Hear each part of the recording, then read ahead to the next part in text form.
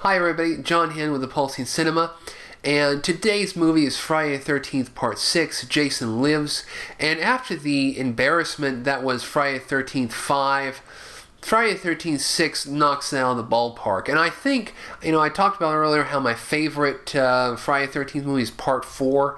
Well, I'm going to go back on that, and I think probably, as much as I like Part 4, the final chapter, I like Part 6 just as much. They're really competing, and I think really, at the end of the day, actually, I think Part 6 knocks out of the ballpark just because of the atmosphere, the mood, the way it snatched victory away from the jaws of defeat that was Part 5, cool Jason, and then this whole type of, it has this very dark edge of dark humor to it that was always, lurking around the Friday the 13th films, but this film embraces it whole hog, and it is all the better for it.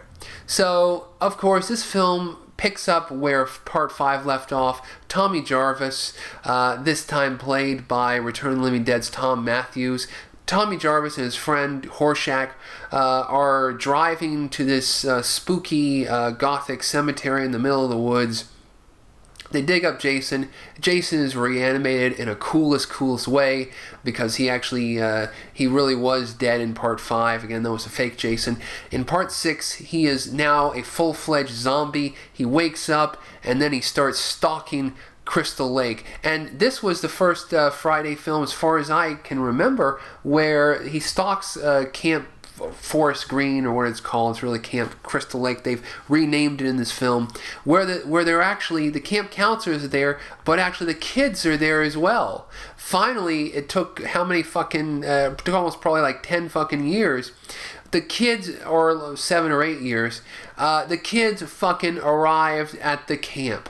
And so there's all these comedic incidents with the kids, when Jason comes and begins stalking them, where some of the kids actually see Jason. The Jason in this film was actually played by 2 actors. I think it was halfway they had to split. But he is an excellent portrayal of Jason, a zombie Jason, not the big brawler, the big country pissed off demonic brawler of Ted White's final chapter. Now he is the kind of zombified, unstoppable, evil force, supernatural, now clearly supernatural force of Jason. And the scene with the comedic relief with those guys who are the paintball weekend warriors who get killed by Jason, all of this stuff.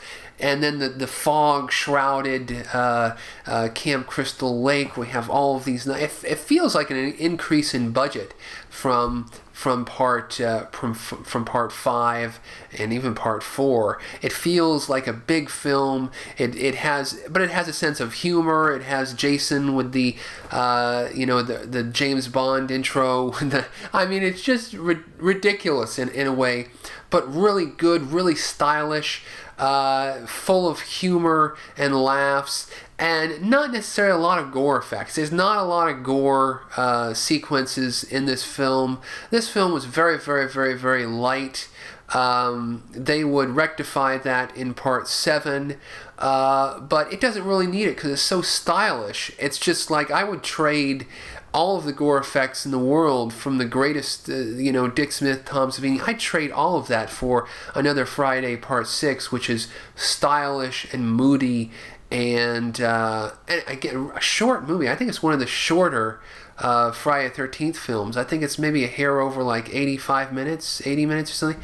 It doesn't overstay its welcome. It just gets in, gets out, and then the ending with Jason and wreathed in flame and Camp Crystal Lake himself and chained to the bottom. Cool movie.